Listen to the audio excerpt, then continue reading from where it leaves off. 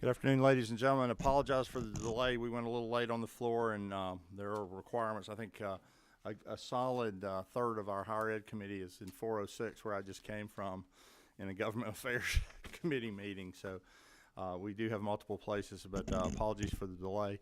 We'll get right to our agenda this afternoon. We want to hear from, if you're ready, Leader Trammell, your measure, House Bill 36. Committee, certainly want to be respectful of the committee's time, but House Bill 36 is a bill that seeks to fill in tuition gaps for technical college students. Georgia needs about 250,000 additional college graduates to meet its own workforce goals by 2025. We now fall short. 39% of adults ages 25 to 64 have an associate's degree or above. And again, this measure seeks to fill in tuition gaps where we have Hope Career Grants right now that purport to be tuition, full tuition. They do not cover books, fees, and supplies. And so the issue is that we have students who are unable to go to course fulfillment and fulfill their degrees because they can't meet that gap. So so-called free tuition or free college approaches have been proposed in cities and states across the country. Hope bears similarities to some free college initiatives. The Hope Career Grants, again, are advertised as free tuition, but those full tuition benefits depend on combining multiple awards. And the most free college initiatives are last dollar grants for graduating high school students pursuing two-year degrees. And Mr. Chairman, this is just simply a measure to, again, close that gap to make sure that when students want to pursue the course in these high-demand career fields, that they have the wherewithal to do it and that they're not dropping out because of the burden of the cost of fees, supplies, and books. I would also commend to the committee's attention a letter from the National Skills Coalition that sort of addresses this measure and how the measure fills in the gap and how that is beneficial to workforce development. It also provides commentary on the status of Georgia's labor market and the anticipated demands and needs as we go forward. Mr. Chairman, I'm happy to answer any questions. I think there are probably some people here who also want to speak to the bill, but I'm happy to answer any questions. Thank you, Mr. Leader. Committee have questions of the gentleman before we take testimony on the item? Any questions? Thank you, Mr. Chairman. We'll invite you back unless you have to go. I don't know if you do, or do you have a requirement in other places? Well, I'm going to stick around for a while if that's all right, Mr. Well, no, that's fine. I was just going to let the folks testify, and we'll let you have the last word if you have time. Otherwise, I was going to give you a minute to have your closing before the closing, so to speak. I don't think we had a sign-up sheet out because we were running a bit around, but so I'm just going to let you folks, if you would like to speak to this item, we have HB 36. LC 337550. If the speakers, you're welcome to either stand or sit. I'll turn on the microphone when you decide where you want to be. And if you would just identify yourself, if you're speaking for yourself or if you're speaking for a group, if you tell us who that would be. Thank you, Chairman Martin. My name is Jennifer Lee. I'm a policy analyst at the Georgia Budget and Policy Institute, where I focus on higher education. And I focus on common sense solutions that will help students get to and through their chosen higher education path, and that includes technical certificates or bachelor's degrees. As Representative Trammell said, by 2025, more than 60% of jobs in Georgia will require some level of post-secondary education, and technical colleges are a critical piece of that puzzle in meeting that goal. This bill would simplify and streamline the current Hope Career Grant program and the Hope Career Grant structure for high-demand fields. By adding the support for mandatory fees, we estimate that would cover on average $300 to $350 per semester for technical college students. But students would still be responsible for the course-specific fees, and of course they'd still be responsible for getting to class, taking time out of their lives, and the opportunity cost of pursuing that training instead of working, as many of our technical college students do. For a technical college student trying to make ends meet, paying for gas, health insurance, groceries, all of those costs, $300 can make a difference between starting or continuing their training opportunity. Data from one semester in 2016 showed that nearly 2,000 technical college students were dropped from their classes for balances of less than $500. So when there are a lot of competing costs, that small tuition fee support, or that, excuse me, not tuition, that fee support can make a difference for those students. No other state has a program quite like the Hope Career Grant program, but in my research looking at evidence in other states with perhaps some similar programs, there would be two main effects that we could expect of extending this aid to fees for students. First, we would expect to see some enrollment increases in technical colleges. That, of course, is basic economics. If you lower the cost of something, you're expecting more people to buy. And added value occurs when you do market a program as free, as any marketer would tell you, and the technical college system has been advertising those Hope Career Grant programs as free tuition. The second effect that we would expect is a decrease in student loan borrowing rates. And one misunderstanding of student debt that I would like to address is that larger debts are necessarily riskier.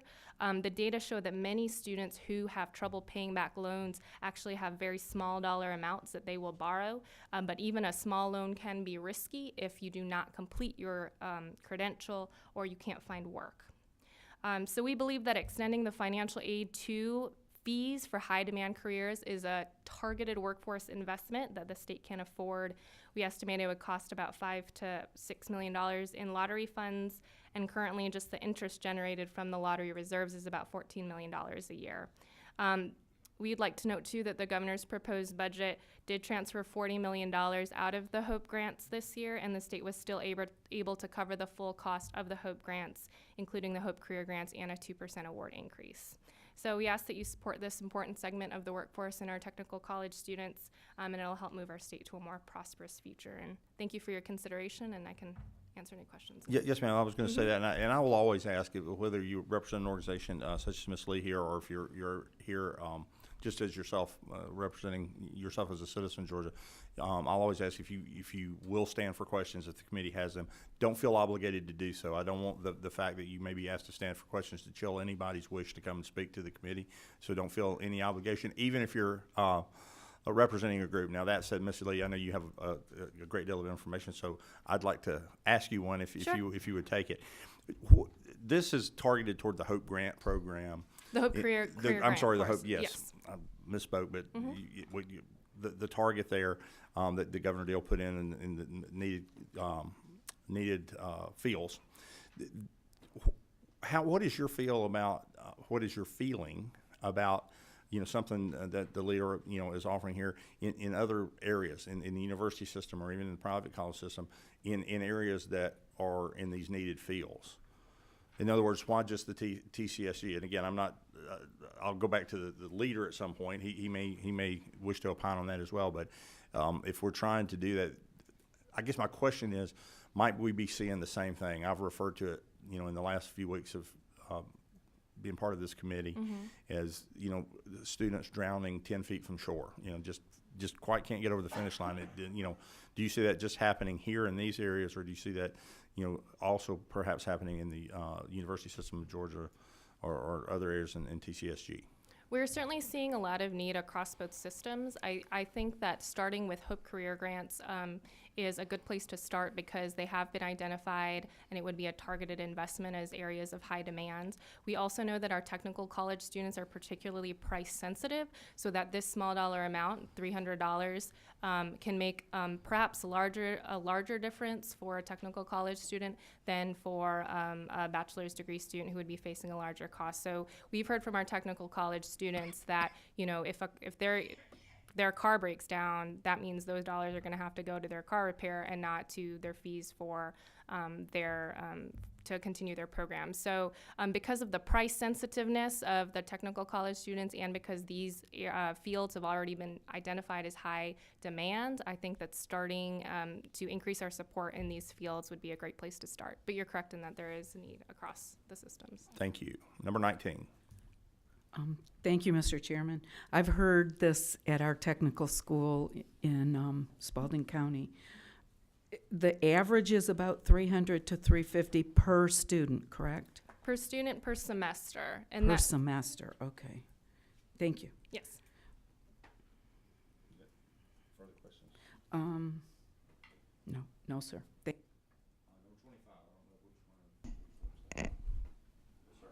Thank you, Mr. Chairman, and thank you for your testimony. One of the things that I do have some concerns about, those things that don't cost us, a lot of times we place less value on rather than more. Those things that have,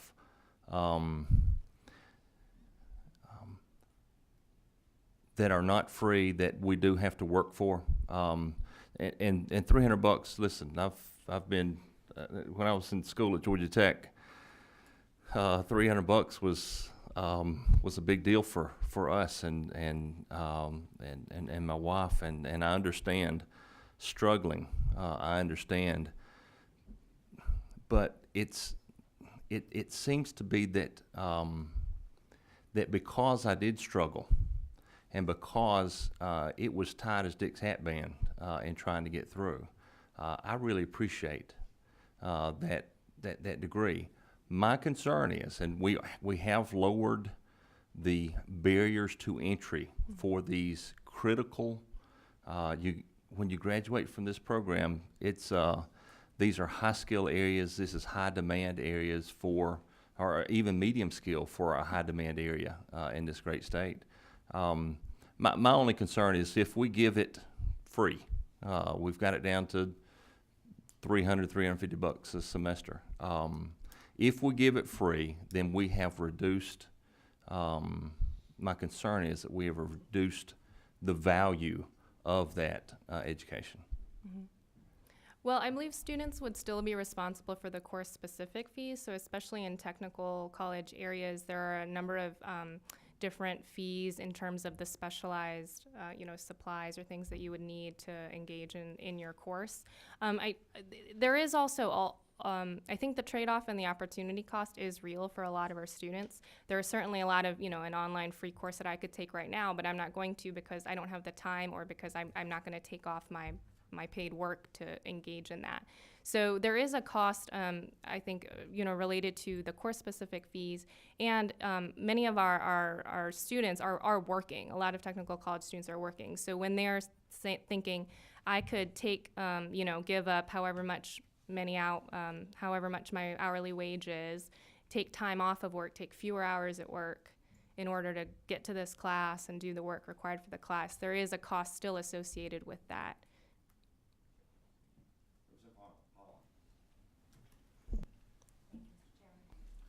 So this bill is designed to particularly ease the way for students who are going into high-demand career fields. Can you talk a little bit about what the methodology was in identifying which fields those were that would be specifically targeted? I can't speak to that directly. That's a determination of the state. So I believe the technical college system would be better to answer that in terms of they have a process by which they identify the fields.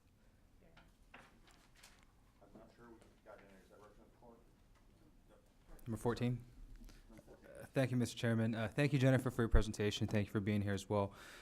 Do we know how many students are unable to pay that additional fee, and perhaps that's one of the reasons why they're not able to continue or move forward, especially given that these are high-demand jobs that benefit not just students but also the industries that need additional workers?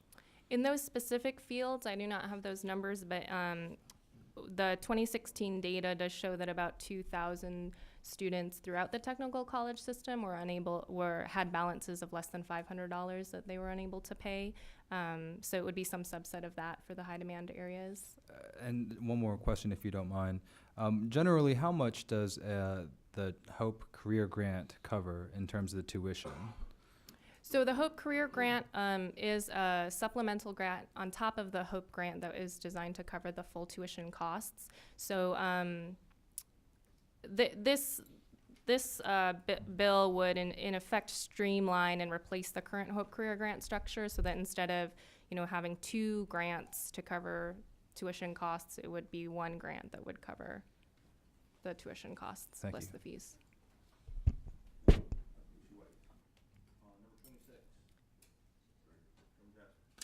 Yes, ma'am. Thank you, Jennifer. We all talk very often. Wouldn't you agree that the Hope Tuition-Free Grant is probably the most generous program in the United States. Our Hope programs are the most generous of their kind in the United States. I think we all can take pride in that. And so for a student that's at TCSG, what other grants are available to them besides this? The Hope Grant, the federal Pell Grant is something that they could apply for. The Hope Grants and the Hope Career Grants for the specific fields, and those are the two main grant sources. So they could use their Pell Grant to Yes. satisfy these fees, and that's probably what they do generally, isn't it? Many of our technical college students do apply for Pell Grants, yes. Yeah, I think generally all of them do. Maybe is there an income relationship to that? I can't remember, but I don't think there is. Is there For for the Pell Grant? yes, there's an income. There's an income and asset calculation that goes into the amount of money that you qualify for Okay. a federal Pell Grant. So isn't it safe to say that these fees are covered generally by grants that are out there today? Some students probably that do qualify for the federal Pell Grant can use that to cover the fees. My read of the bill is that this would be available for, if it were a last dollar program, they would apply the federal dollars first, and then if there are any, if there's any fees left over that they weren't covering, that it would cover that. Okay. Last dollar programs usually apply the federal aid first, and then the state grants aid would come in after. So I guess just as a summation, it's generally thought that I've always understood that, due to the generosity of Georgia and the federal government, that these type are free to most students that take them. I think TCSG's statement that their grants, that these programs are free, is not invalid, as I think you said.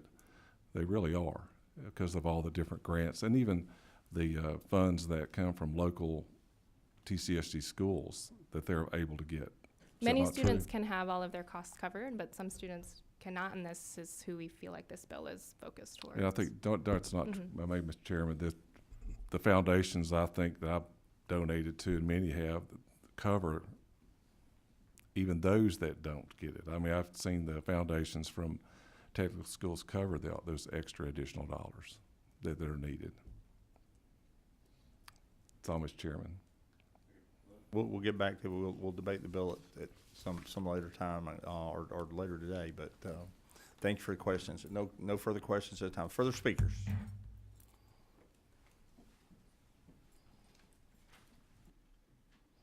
Are we standing? All right. Yes. Good afternoon, Chairman, and the rest of the committee. Thank you for the opportunity to speak in front of the committee. I'm Brian Nunez, and I'm here today speaking on behalf of Georgia Shift, a youth-led organization based in Augusta, Georgia, and we're dedicated to giving young people a seat at the table of democracy. And today, I urge this committee to support this bill to help young people not just in Augusta, but across the state. This bill specifically gives funding to students who aim to work in high-demand fields. And one of those fields that I would like to highlight today is cybersecurity. As of February 2017, the Global Information Security Workforce Study estimated that there was going to be a shortage of 1.8 million cybersecurity professionals by 2022. As you know, as some of you may know, Augusta, Georgia is on its way of becoming the cyber capital of the world. For years, the U.S. Army's Cyber Center for Excellence in Augusta, along with several private companies, have been working with former Governor Nathan Deal to create over 1,100 cyber jobs in the areas across the states and possibly even more. However, the problem with this is that young people just can't afford to have access to those jobs. They can't go to school to have access to those jobs. 48% of those technical college students qualify per program, but the Pell Grant actually does not cover all the college costs. A lot of people, fail to forget that, yes, the tuition is a great thing, but there's a lot of other things that come into play in a student's life. Every year, there's an estimation of 10,000 to 15,000 students in the university system and technical colleges that register for classes, however, dropped out because they can't afford to pay the tuition and the fees, and also living as well as other expenses. And they can't quit their job because then they won't be able to eat. So this bill will allow thousands of young people to afford technical colleges in Augusta and around our state, ensuring they get access to good-paying cyber jobs and satisfy that need so there's not a shortage by 2022. So once again, to now take more of your time, I urge this committee to support this bill, and thank you for the opportunity to speak. I'll take any questions. Does anyone have questions for the gentleman? So he's just standing up. You intimidated everyone there. No question. Thank you. I appreciate Thank you it. very much. Further speakers on the measure? Further speakers? I see people out there for, does the TCSG wish to weigh in? We don't have a stance on the particular legislation. I'm happy to answer any questions about. Do you have a question for them? Have practical implications. I think you may have some questions, so we will compel you to testify, as it were. No, Thank you, Mr. Chairman. we actually do not compel you. We thank you for being here, and if you would just to identify yourself for those the new members that don't know you, Neil. And Thank you. My name is Neil Bidding, and I'm the Assistant Commissioner for the Technical College System. Here to answer any questions about the practical implications. Like I said, the agency doesn't have a particular stance on this bill at the moment. thank you. I see a question. Number 15 is that Representative Clark. Yes, ma'am. Hi, Representative Clark from House District 108. So my question is actually, when we're talking about these fees, just so I'm clear, what do these fees go for? So I know tuition is just to go to school, but what specifically are these fees? Are these activity fees, technology fees? Like, what are the fees? And it depends on the course. So the amount for the fee varies greatly depending on the college or the course. And so, you know, typically it'll go towards, let's say you have a welding class or a bio class, then you pay the fees that go towards all the cost, the additional costs that it costs to teach the class. We've also got advisors at the college, things like that, where they basically try to make everything whole so that they can afford to actually teach the courses. Okay, so I guess my question is, because they separated course-specific fees from Correct. tuition and fees. And so I think what she was referring to there would be fees that, let's say it was a welding class, so you would have to maybe pay for your welding mask, your torch, things like that. Okay, So that would be separate. that's separate than just the fees. If I enrolled in a program for welding, then there are fees associated with being enrolled in that program. That's my understanding. And those typically run around $300 The average, per semester. like I said, it varies greatly from college to college and course to course. But the average is, I think, around $323 per student per semester. Thank you. Further questions, Mr. Bidding? Further questions? And I think you had a question about the process by which we established a list. As of now, I don't think there's anything in code that really designates where it is. We work with Georgia Student Finance, and because they're the ones that administer it, as well as the governor's office and the Office of Planning and Budget, because there are fiscal impacts. Number 26, is that Chairman Johnson? Thank you, Neil, for being here. I'm sitting here thinking, didn't we, in the last year or so, the TCSG Foundation, y'all created a last mile, some fund to specifically address this? That's correct. We do have, through our 501c3 wing, something that's called the Last Mile Fund. Okay. What that does is try to address the gap funding there for this exact purpose, for $500 or less per student, whether it's fees, tuition, or books, anything like that. We've been able to raise some money privately and send out through our TCSG Foundation to each of the foundations at our 22 colleges. Are students taking advantage of it? Yes, sir. Yes, sir. It's a fairly young program, started within the past couple of years. Just started gaining a decent amount of traction. Last year, we were able to raise about $300,000 from private entities to start to allocate the funds towards the colleges. Okay. Well, thank y'all for taking bull by the horns on that. We appreciate it. Yes, sir. I'd be happy to share any of that information with anyone as well, and still accepting donations. Well done. Absolutely. Don't Every day. miss a chance to pass the collection. You have a couple more. You clearly didn't intimidate people by Representative Gardner. Thank you. I'm sorry to be late, Mr. Chairman, but I think you know where I was. Yes, I do. So this envisions paying for both the tuition and fees, is that correct? That would be the practical implications of the legislation, yes, ma'am. And what's the typical tuition? So I mean, tuition, range. we're at $89 a credit hour. And Representative Gardner, that's currently And being currently, paid the for. Hope Career Grant covers tuition. And so we are very careful when we do our advertising or when we go out and talking about the Hope Career Grant. We are careful to make sure to say it is tuition free. But this bill imagines that the fees would also be free. Yes, ma'am. Hold just for a second. We're gonna have to, wait, Chairman Jaspers, can you, I think our Vice Chairman and Secretary are not with us here today. Can you come, I am required downstairs, for a couple minutes. Can you come and take over, for a bit here? Is this Fulton County? No, ma'am, I've got to, I'm required before the Chairman Jay Powell needs me. If I could, Leader Chairman, what I'd like to do is finish the rest of the testimony on this.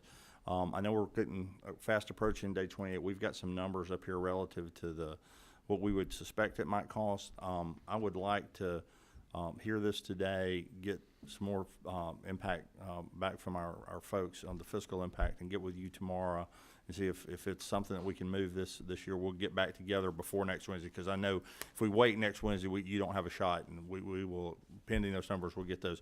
So if you would just let Chairman Jaspers finish this up, and I'll be back as quickly as I Thank you, can. Mr. Chairman.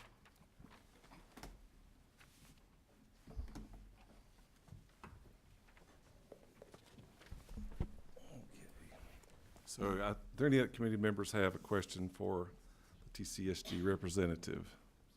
I see 12. Who's that in there? Yes, ma'am. Neil, thank you. Representative Holland from 54th.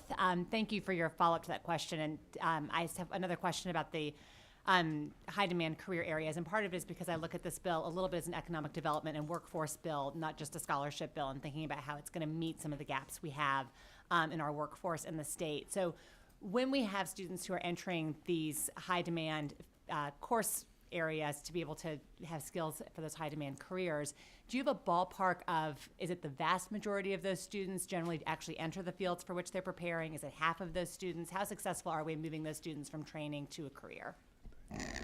So I can tell you very generally, we've got a 99% placement rate. We have an 88% placement rate in terms of job placement rate in their field of study. So that's all across the board at our institutions. I'd call that vast majority. That's Yes, good number. ma'am.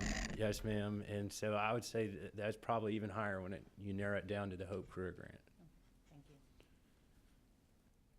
Thank you. Number 15, Jasmine. Go ahead, ma'am. There you go. All right. Me again. So I actually am very interested when you spoke about the Last Mile Fund, the 501c3, and that's very interesting to me. You said y'all are it's in its infancy. How many students would you say? And I know it's I've got the number somewhere. It's in the hundreds. I don't have an exact figure, but it's in the hundreds. so. Would you say that there are still students, despite y'all's efforts to help them out with this last little bit, there are still some students that may have a desire to go to technical school and to enter into these tech fields that may have a financial burden, and despite having the grant and in the Pell Grant, there are still some students that have to pay that last bit of fees out of pocket. I'm not sure if I totally understand the question, but I would suggest that there may be some that have said that they could no longer continue their education, we don't necessarily ask when we do those surveys that it be for financial reasons, but it may be or another. Well, then I'll ask a different way. Have there been students, are there still students, despite you having this last mile fund and them having Pell Grant and the tuition grant, are there still students who are being dropped due to financial reasons? And that's what I'm saying is I don't know if we necessarily collect the data Okay. specifically for that, but we definitely have some students who are unable to continue. Thank you. And I might follow up on that, because if I'm not mistaken, that grant would be given to the student as a check. Or is it applied toward the debt at the school? Well, are The you talking grant, about the last mile the fund? last mile, yes, sir. So the students actually never get the check in hand. And Okay. so it's for tuition, books, fees, so that we apply that as a credit for them at the college. Gotcha. Thank you. Any other questions for the gentleman? Thank you. Thank you. Was there anyone else that wanted to speak on this bill besides, anyone else we want to pick on? Oh, okay. Please identify yourself. How you and doing? Everybody know who you are. Good to see you. Cosby Johnson with the Georgia Chamber of Commerce, the largest business advocacy group in the state. Thank you, Mr. Chairman and committee members, for your time. We would like to thank Leader Trammell for his really leadership on this bill. We've been working with not only him, but Representative Evans before him for about 3 years on this piece of legislation. We think it is a strong piece of legislation and a piece of legislation that helps not only people in this region, but especially people in our Tier 1 and Tier 2 counties, where there is a large talent gap. And something to this effect would help fill that talent gap, as it would break down the barriers for those students to entry into TCSG. We would like to work with not only the House, but also the Senate, and anyone interested in making sure we break down all of those barriers for our students as they enter our post-secondary world. So it is a bill that we support as the Georgia Chamber of Commerce, as we look at it as something that grows and produces talent in areas that doesn't see that growth or production of talent. And when we can see TCSG plug into the industries in those local areas, we see the high placement numbers that Neil talks about. So we are strongly in favor and strongly supportive, and anything that we can do to help you all better understand the legislation, please feel free to reach out to us. And I will be happy to entertain any questions, but I hope there are none. Oh, absolutely there is, because I think everyone up here wants to know that, are your members donating to the TCSG Last Mile Foundation? Yes, we have several members of the Georgia Chamber that do donate to the Last Mile Foundation. So we have. We'd like to see that increase. Yes. I will get it to those CEOs immediately to make sure we get in touch with Neil. I think you need to put it on your website that this is a great thing. Yes, sir. This 23 has a question for Cosby. Very much, Mr. Ex-Chairman, I think it is. Former chairman. What I'm curious about is the role of the businesses that would benefit from these young people coming into their businesses. I know in the rural transit discussion, there was a discussion about an incentive for those businesses to help people who wanted to get the skills and get to the technical college. I mean, it was just another barrier that they couldn't really get to the schools. So to what extent are the members, the business members of your association, in addition to donating to the foundation, but do they really help the schools, help the kids stay in school and help them get there if they don't have a car or whatever? Sure. I think transportation is an interesting place, and it's a place that we have began to do a lot of work around. We understand that there are some students who could be accepted and happily pay to go to a TCSG university. However, they don't have the means by which to get there. And in rural Georgia, that's a bigger problem than it is in metro counties. It's something that our businesses and our members understand that will have to be a public-private partnership. They can't totally go in and make that decision and make that happen immediately, but they have been working with many communities and many schools around to be a part of that discussion. At the same time, we have people like Caterpillar who work directly with their TCSG counterparts to make sure that students who come out of their program have a place inside of their business and continue to grow inside of that model. So our businesses are a part of those conversations, but we understand that you'll need community, ourselves, the business community, as well as USG and TCSG to all sit down at the table to kind of work out some of those macro issues. All right, thank you. Thank you for your testimony. We'll let the leader come back and its final comments.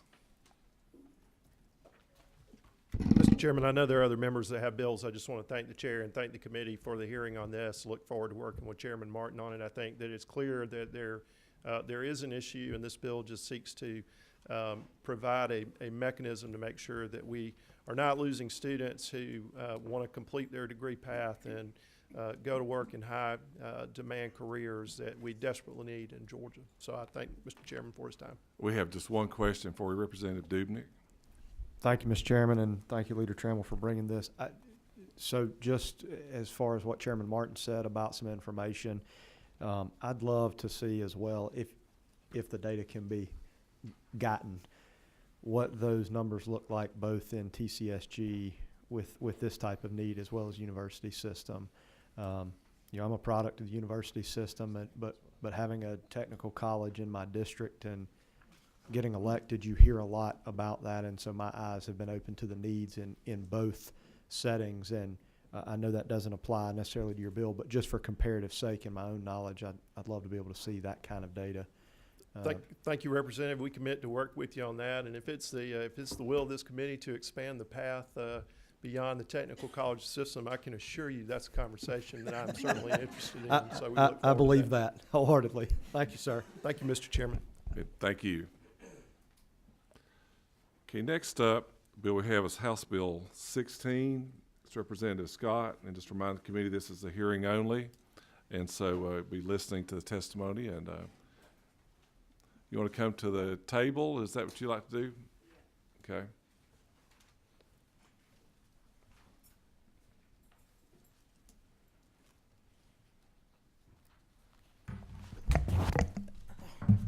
Good afternoon. Thank you, Mr. Chairman.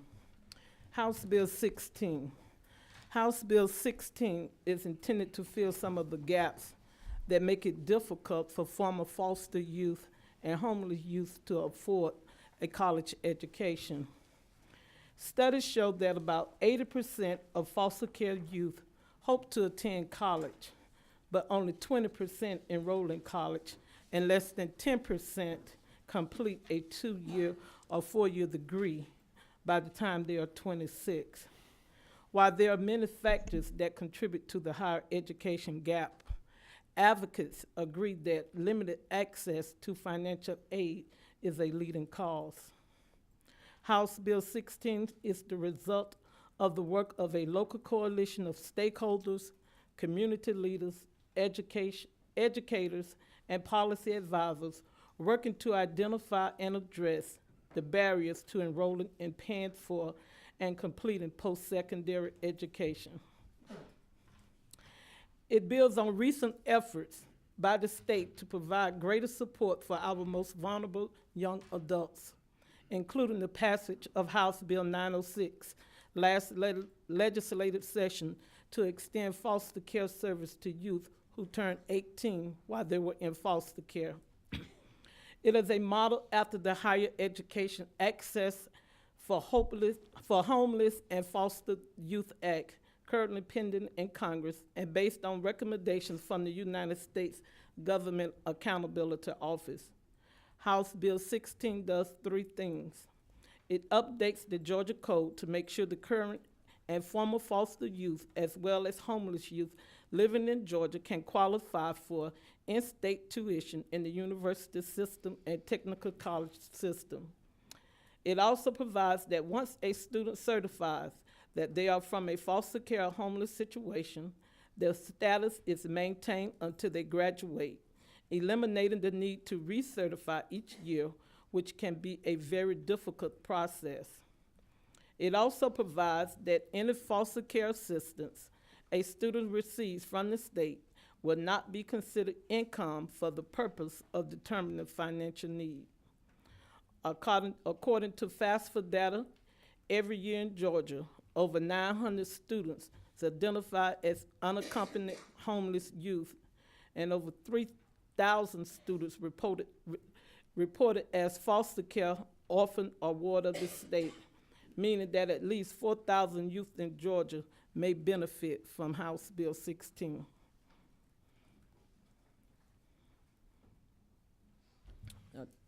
Are there any questions?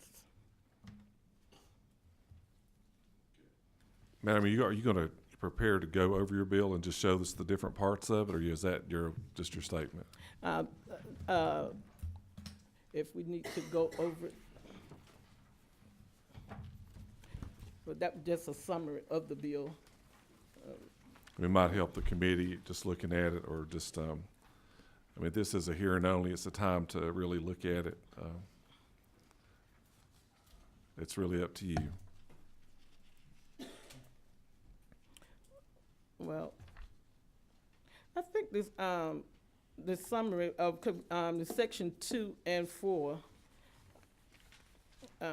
related to the, it gives the update of the current foster youth. It tells you what is a dependent student means: any individual under the age of 24 who receives financial support from a parent or United States court-appointed legal guardian. It gives you the definition of the different classifications that will, students that will be able to benefit from the legislation. I'll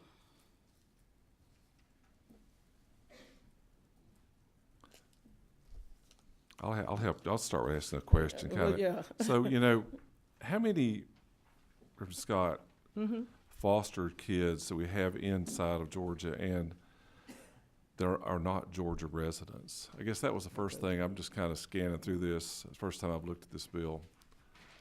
Well, we tried to get a count, but no one really keeps that type of data to determine how many of homeless kids that comes from outside of Georgia.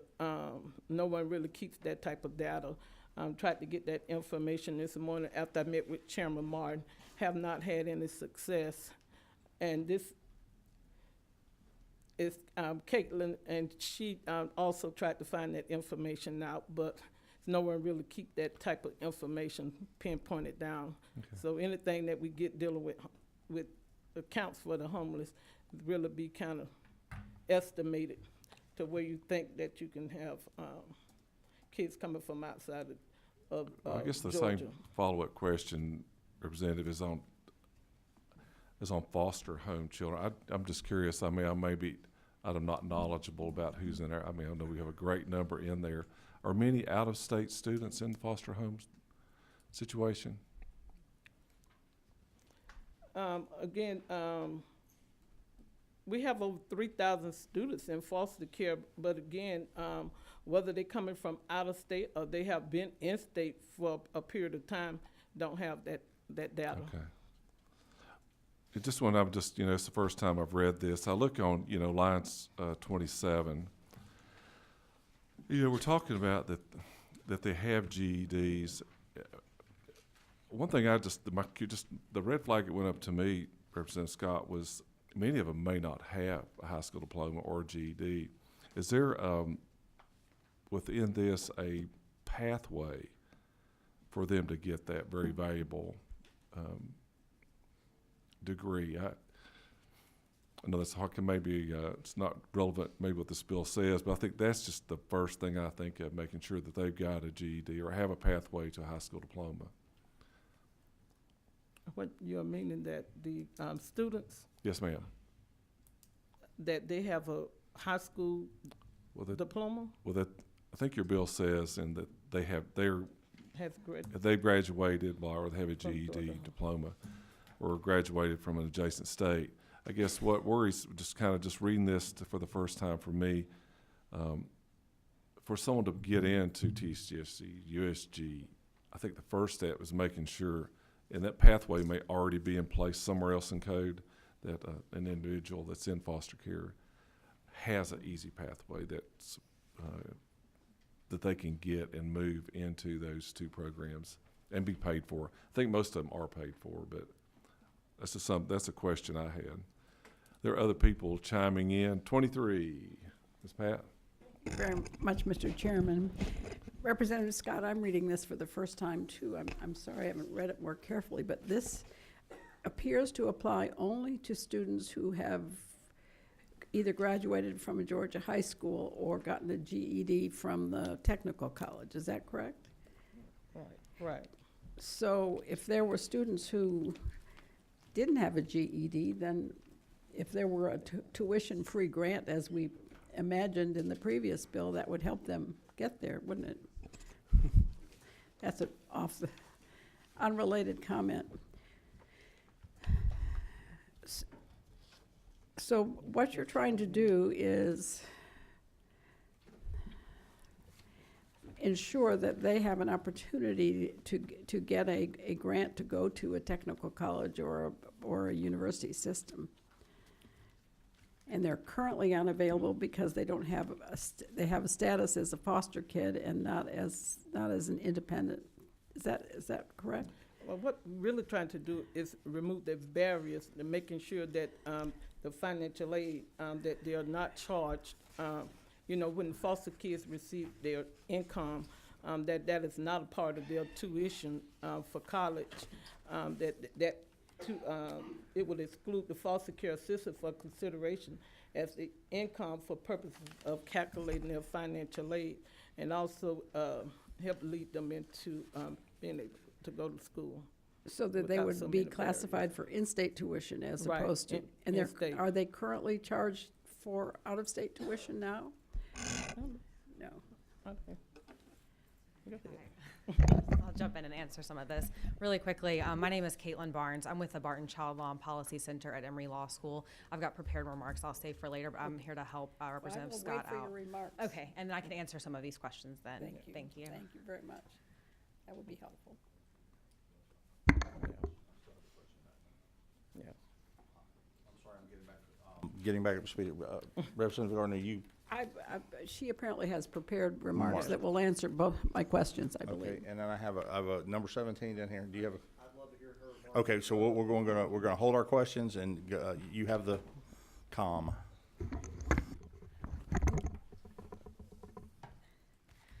Again, my name is Caitlin Barnes. I'm an attorney with the Barton Child Law and Policy Center at Emory University School of Law. We, through the work of students, are able to provide direct legal representation to kids in delinquency proceedings and to kids who have been convicted as adults. We also advocate on issues affecting court-involved kids, including kids in foster care. So we're here today to speak in favor of House Bill 16.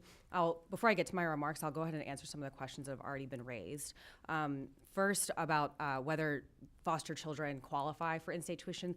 They do, but because of the way that that qualification process works, some of them have trouble sort of certifying that they are from Georgia. That can be for a variety of reasons. They may be separated from their legal guardians or from their parents. They may be sort of in non-permanent living situations that make it really difficult to sort of meet the standards that work for other in-state students. There's another piece of this that I want to highlight. I know that we don't have, as we've said, we don't really have numbers on this. There isn't anyone who tracks this right now. There are advocates who are working on building some systems so we can get a sense of what this population looks like. But I will say, as far as out-of-state students who might be, or someone we might consider an out-of-state student who might be benefiting from this, the bill restricts. It says that you can have a high school degree or a GED from from a different school, an adjacent school or state rather, but you have to be in custody of DFACS, and that goes to, we have some folks who are in DFACS custody, children who are from Georgia who are in DFACS custody but have been placed outside of the state, either with relatives in a different state, but really, for all intents and purposes, are Georgia children, but their address doesn't line up or something. So this is really about just making sure we're recognizing these folks are in-state students who should qualify for in-state tuition. So it's really about sort of easing that process for those students. And then Chairman Jaspers, your question about helping students get that high school degree. Sorry.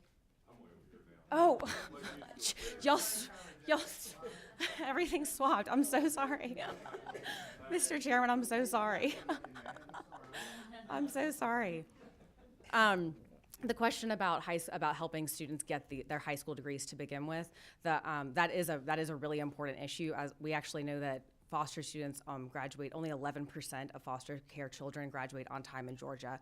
That's a really, really disappointing number, and that's something that we're aware of, and that DFACS has other programs that are working to sort of increase stability for students so they can get that sort of initial step of just getting their high school degree. But this bill is really about helping those students once they have overcome that initial huge hurdle, that they're able to get in and get the support they need to get through college. So I appreciate those concerns, but I think this bill is sort of addressing a different piece. So I will now turn to my prepared remarks and hopefully answers any other questions, and then we'll open up for any other questions y'all might have. All right. So we believe that this would be a positive next step in expanding access to higher education for Georgia's homeless and foster youth. Unfortunately, for most of Georgia's 14,000 children in care and 40,000 homeless children, higher education remains an unattainable dream.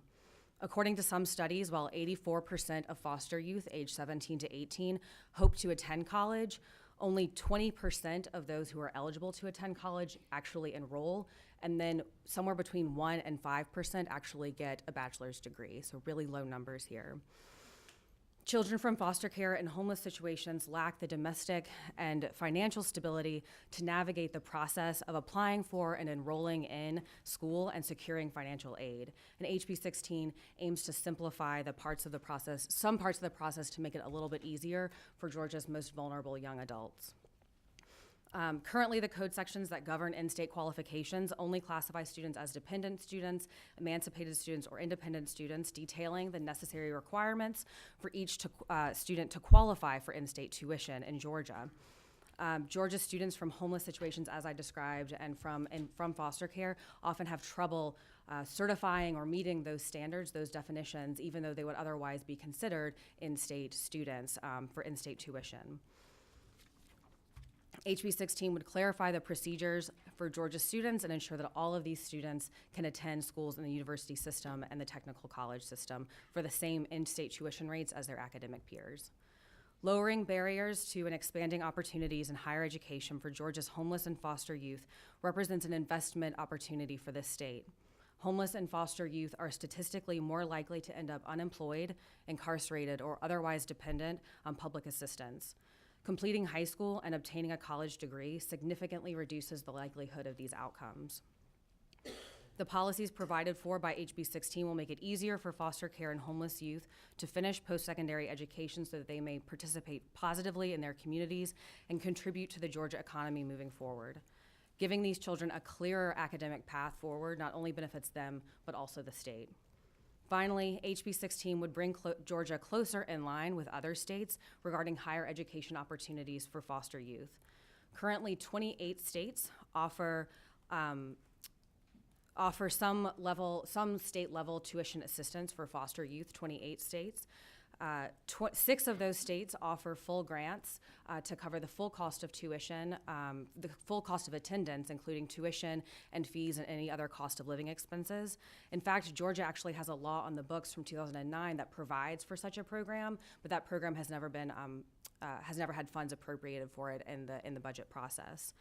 The other 22 states have provided tuition waivers for homeless youth. So this waives either part or all of the tuition and associated fees for attending college for qualifying students. While these programs would further expand accessibility to higher education for foster and homeless youth, HB 16 we think is a good start to reducing the opportunity gap for foster youth that foster youth face in Georgia. And I will try to answer any other questions y'all might have. Thank you. You have a question. Number 17, Representative Dudnik. Thank you, Mr. Chairman, and thank you for being here and for advocating for this cause. So, as most folks up here know, I'm a numbers guy, so my questions are all around numbers. When you first began, you mentioned that there are some who have trouble qualifying. Do we have any idea on the number? I don't, and unfortunately, I was hoping that some youth advocates, I'm not sure if they're here, but some that youth advocates would be here to speak to some of that, to share some of their stories about how difficult it is. But unfortunately, the numbers are really hard to get to. I'm following up with some other advocates who are more engaged on this particular issue and may have more numbers in the future. So now that we know that that there's interest in this bill, I think that folks are trying to get some of those numbers to answer some of those questions. So I don't have anything right now, but I will certainly follow up as soon as we have any answers to that. Sure, and Mr. Chairman, if I may, just very, very briefly. So the follow-up question of that would be then what's the fiscal impact to the state, which I understand Right. we don't have. But my last question, and I believe it is on line 31. Forgive me for not knowing, but it mentions has graduated from the equivalent of a Georgia high school in a state adjacent to this state. Is there a reason for adjacent states, or is? I'm not sure, and I wasn't directly involved in the drafting, Okay. so I'm not sure if there's a particular reason for that limitation. But I think that, again, the idea, what we're trying to get at are those kids who are from Georgia but have been placed in some other state, even if they're still in DFACS custody. So I'm not sure if there was a particular reason for that, but that's what we're trying to get at anyway. Thank you. Yeah. Thank you, Mr. Chairman. Further questions? Number 14. Yep. Hang on one second, we'll get to you. Number 14 is at Richmond Park. Thank you, Chairman Martin. So you had previously mentioned, I think, that there are 14,000 kids in foster care, 40,000 homeless youth, and how many of them graduate from college?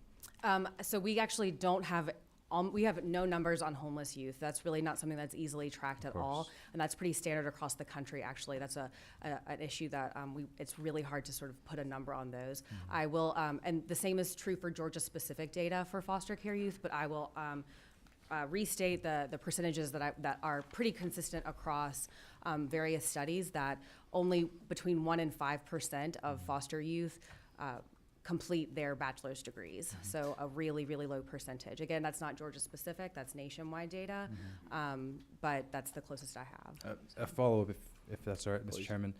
So along with financial barriers, are there any other significant barriers that you've come across that prevent these kids from attending and graduating college? That perhaps that we could look at as well? There are, and there are also some really good programs that already exist that are trying to address some of those. Not that those can't always be supported or sort of beefed up a little bit, but I think to go back to this, it's a really complicated process figuring all of these things out.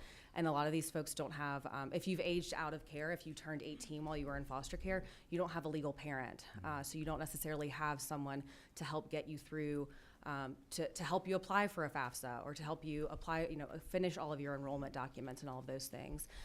So that's, I think, financial is a big barrier. Housing is another big barrier, as with many issues. But I think some of that just day-to-day figuring the system out and having the support and stability around you to finish a 4-year degree when you've experienced a lot of trauma as a child. Those are all concerns that I think those are all factors that contribute to the low graduation rate for young people in foster care. And again, there's been really good work to give services to those students. So again, the legislature passed HB 906 last year, which would extend foster care services for youth to voluntarily sort of check themselves back into foster care after they've turned 18 to provide housing and to provide some financial support. But this would really go to sort of helping those systems. Chairman, sorry, one more question, if I may. Have you done any research in terms of kinship care on this issue?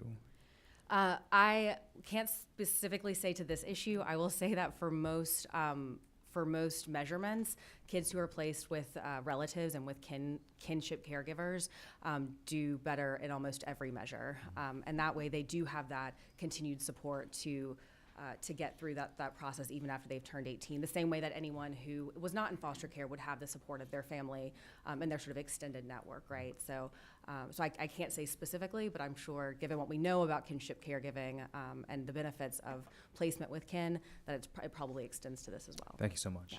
Thank you. Chairman Jaspers. Yes, ma'am. Just real quick, you made something that kind of startled me.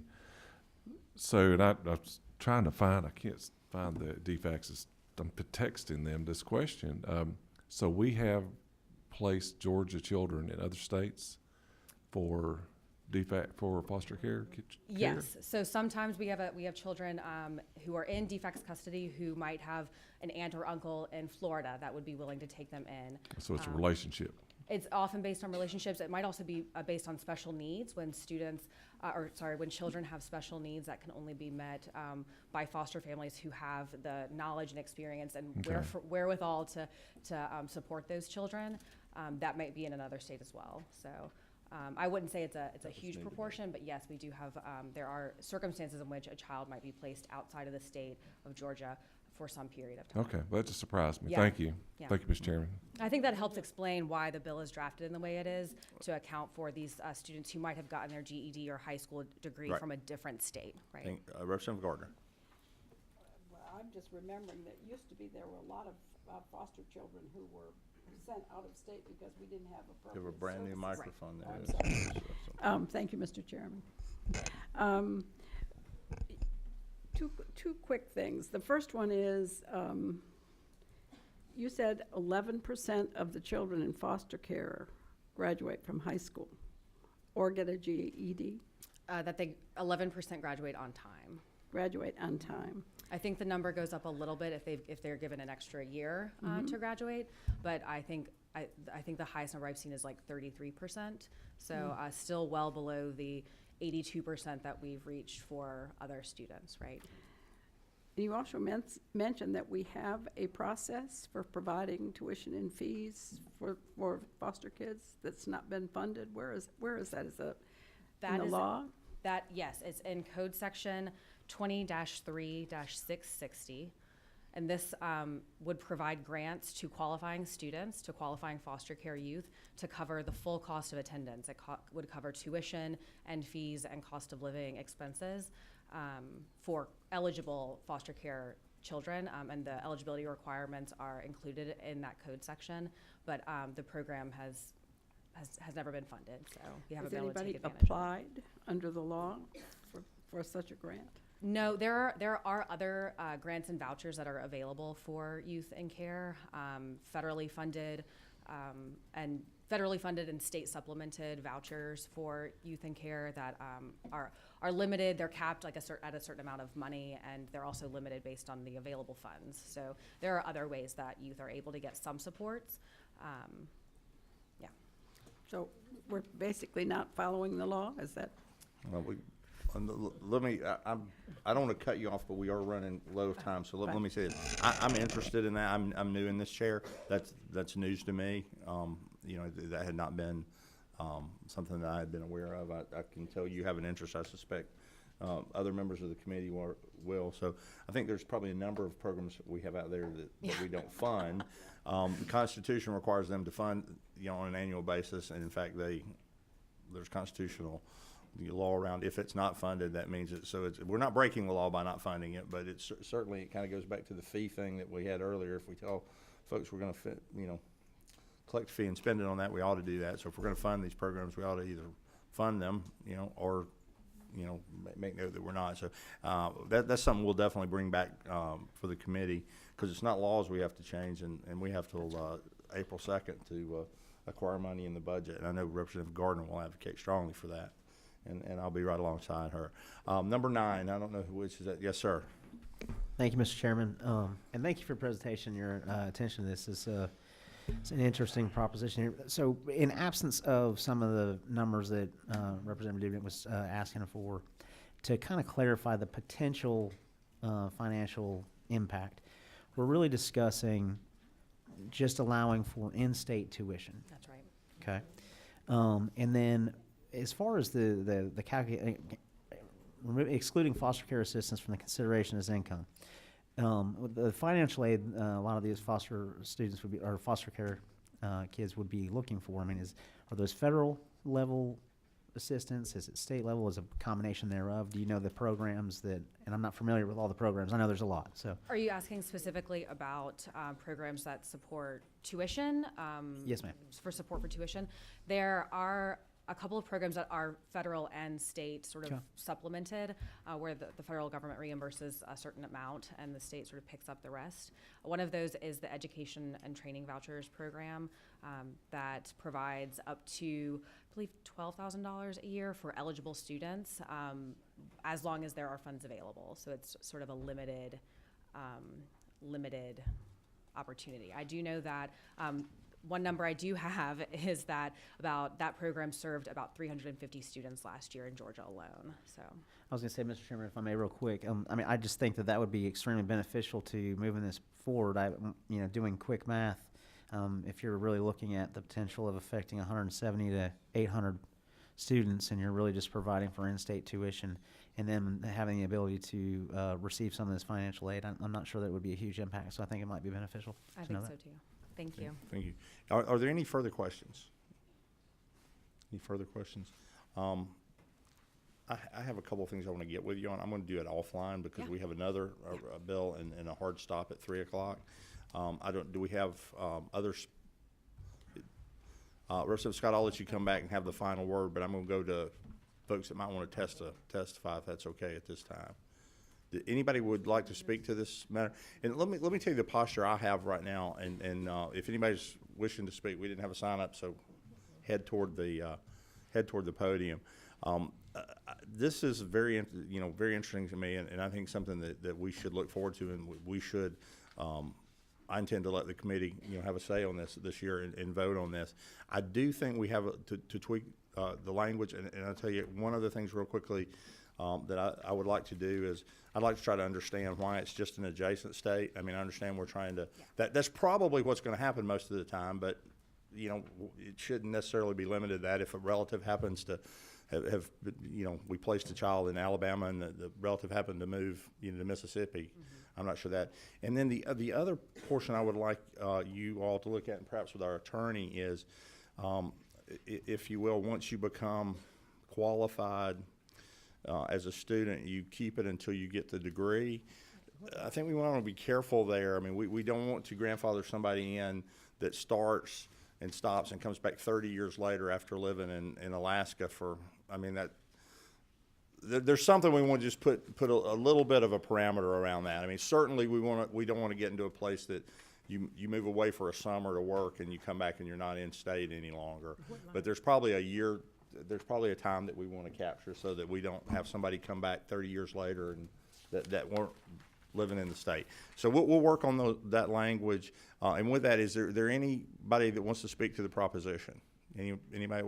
This is our first hearing on the item.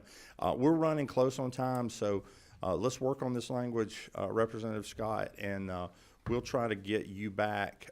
Could you come and see us if I can get the committee together after shortly after session on Friday, because that's a getaway day for folks that have to travel. I'm close, so I'll be here in Atlanta, but other folks have to get away, so we'll meet on adjournment. We may try to meet on adjournment in 403 at the Capitol if it's close, so people can just come upstairs, because I think most of our questions have been answered. If you've got any questions of the author, please get with her before Friday. This is a proposition, and unless we hit a bump in the road, that I'd like for us to take action on. We'll go to the committee's pleasure, but to look to take action on that on Friday. Okay, there you so go. much. Is that agreeable, Representative Scott? You like that one? Yes, sir. Yes, ma'am. Thank you very much for coming. Representative Williams, you want to present from there, or you want to come? Yes, sir.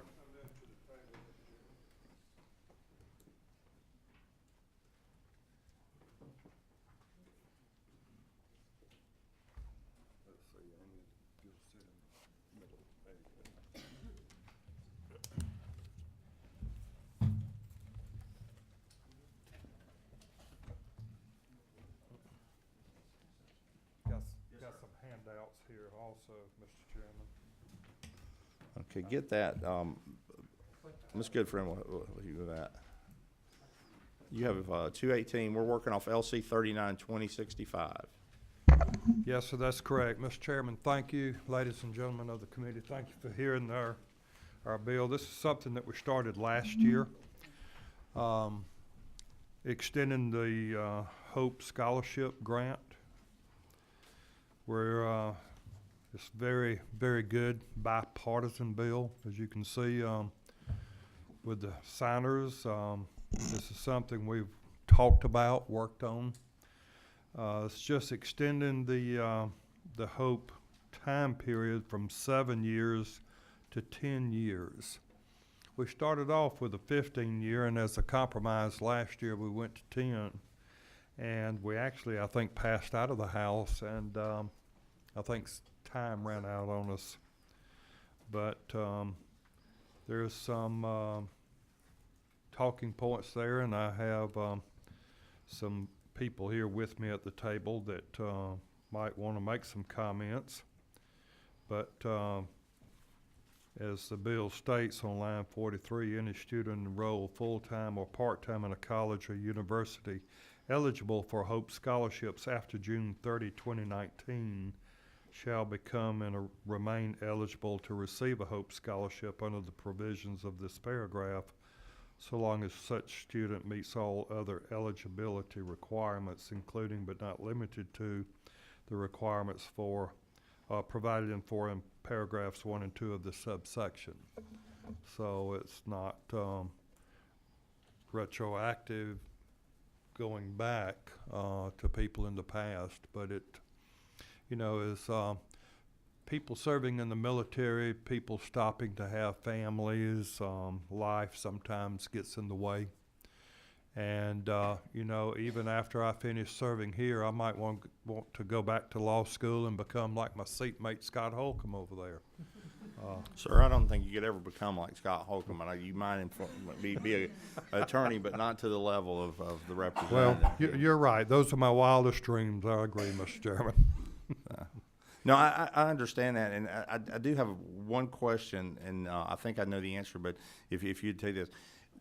On lines 33, beginning with students receiving HOPE Scholarship for the first time after July 1st of 2019, 10 years would be their equivalent.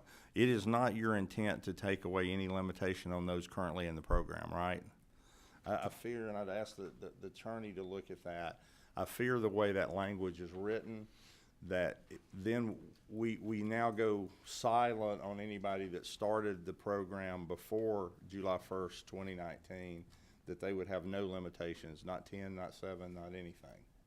So we may need to tweak that language. Would you take a look at that while we're, You understand? because that's not your intent. Your intent is to leave everybody in the program playing by the rules they're playing with today. That's and correct. Everybody, okay.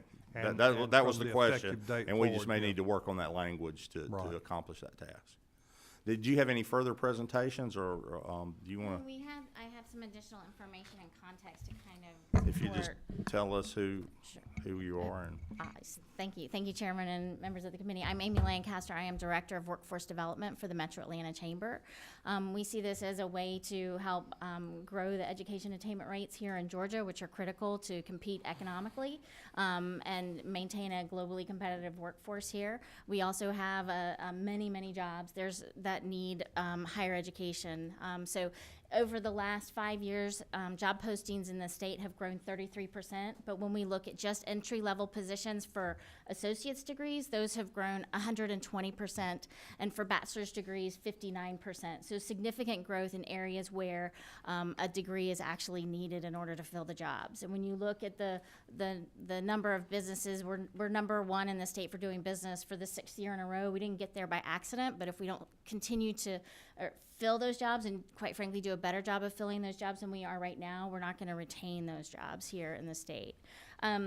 Some additional information, Jennifer Lee here with Georgia Budget and Policy Institute has some information regarding the actual student population that we currently have, whether they have a degree now. So did you want to speak to that, or I'm happy to give that, whichever's easiest. So there's 42% of Georgians over 25 that do not have any sort of college education. The 17% of the university systems students are older than 25, and 44% of the technical college associates program students are over 25. The average undergraduate age in the university system right now, or for 2018, is 22.2 years. And this ranges from a low of 20.1 at Georgia College to a high of 25.4 at Clayton State. So we look at those colleges that serve lower income students predominantly, have higher average ages, and so helping them excel in their economic mobility is critical to making sure they can leverage these resources. This does not touch on the merit requirements, so those stay intact. It's just giving them extended time in order to complete their education. We also, on the education attainment rates, when we look at Georgia for associate's degrees, bachelor's degrees, and postgraduate degrees, we fall below the U.S. average. For associate's degrees, when we're talking about the states that we compete with on an economic development level, North Carolina and South Carolina have higher attainment rates at the associate's degree level. For the bachelor's degree, California, Maryland, Massachusetts, North Carolina, and Virginia all have higher education attainment rates for bachelor's degree level students. Any questions that I can help answer? Questions? Yes, ma'am. Thank you, Mr. Chairman. So, Section 3 seems pretty logical to me, as we have adult learners. I applaud you for that section. I'm a little more curious about Section 1 and 2. Seem to be lowering the standard for the ACT requirement in order to get. I'm not sure. That was not the bill. That's not an exact replication of the bill from last year. That's a holdover from last year as well. Joyce Chandler had proposed that bill. I remember it from last year. I yes. can explain it, but it's not our. It's not on your list of. Yeah, it's not our bailiwick. I was going to get. I'm glad you got there. I was going to try to draw the linkage between the two. Is that something? If I may, co-question here with Representative Gardner. Representative Williams, is that something that you're interested in, or is what we had here, you were trying to replicate the bill that we had last year, and when the Legislative Council built it, they just built that language in? I think I don't want to speak for Representative Williams, but. Well, I think that's what they had built into it. Do you recall? Or was that a change that was made in a hearing, that was recommended in a hearing? It might have been combined. I think, I can't remember directly, but I think it might have been one of those late in the session things that we refer to as finding a ride, Yes. not to make light of it, but I So believe. is this language that passed out of this committee last year? I was not on this committee last year, but Could I would be, and I was going to ask the chair, and I don't want to take it away from you, but I was going to ask the gentleman, I would be inclined to bifurcate those, and if they're Separate the they're just issues. different. They might, both are worthy of a conversation, but I'm not going to ask the committee to have to support one to support the other. So, in working on your proposition, Representative Williams, I think we would tell you we'd take sections 1 and 2 out, and if somebody wants to make those a bill on their own, that's up to them.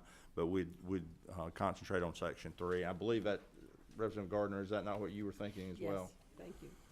So we were going to get there They're because very nobody had separate spoken to those sections. All right, all right. Well, I knew we were going to get there. I just he was presenting the bill from the bottom up, so I was going to let him do that. So. All right. So we're in agreement then that that's what your main cause for being here today is section 3 on the extension. That's correct. Yes, sir. All right. Well, let's focus our questions in, and we will, with the author's consent here, we will draft a committee sub and exclude sections 1 and 2 at this point. I would move that.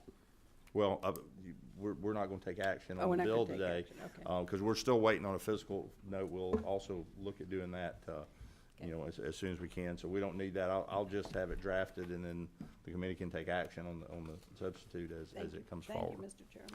I actually have the fiscal note from last year, if you would like to look at it, Mr. Chairman. You're welcome to do that. We have to get a fresh one, but, Right. if you give that to us, we'll have that. Yes, sir. I only have one copy, but you're welcome to it. We'll get it back to you, so we can do that in a minute.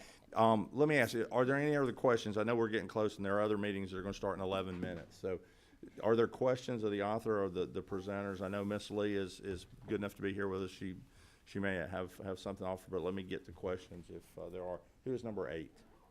Oh, there you are. Yes, ma'am. I don't have a question. I just wanted to thank you for this bill. Being a parent of someone that went through college, and sometimes it does take them a lot longer. And so this is really good. And also, because Clayton State is in my county, so, and we do have a lot of older adults that go through that program, and they have great success. So thank you. Thank you. I see no further questions of the current folks. Miss Lee, I know you're here with us all the time, and I don't mean at all to be disrespectful to you, but do you mind if I ask if other people would comment, and then we'll come back to you if you. No comments on Okay, you have no comments. Well, you have great information, and I don't want to bypass you, but I also know you're here with us at every meeting, and we can hear from you again perhaps on Friday. So I do appreciate it. Is there anyone here that came for this today that would like to speak that might not be back with us when we have it on Friday? Anybody that wishes to speak to this item? We have House Bill 218. Okay, well, again, we are getting close to the hour. So here's the posture of the committee that I see us in on this bill for the members is that we will draw a committee substitute, and we will omit sections 1 and 2. We'll work on section 3. If you would get, and if you would, you have an interest in the bill. Again, the way I read it, it says beginning with those students receiving Hope Scholarship for the first time, and we're going to change it to after July 1st, 2019, you're going to have 10 years. That would then make us silent to anybody before 2019. Being silent to that does not limit how long they could use Hope.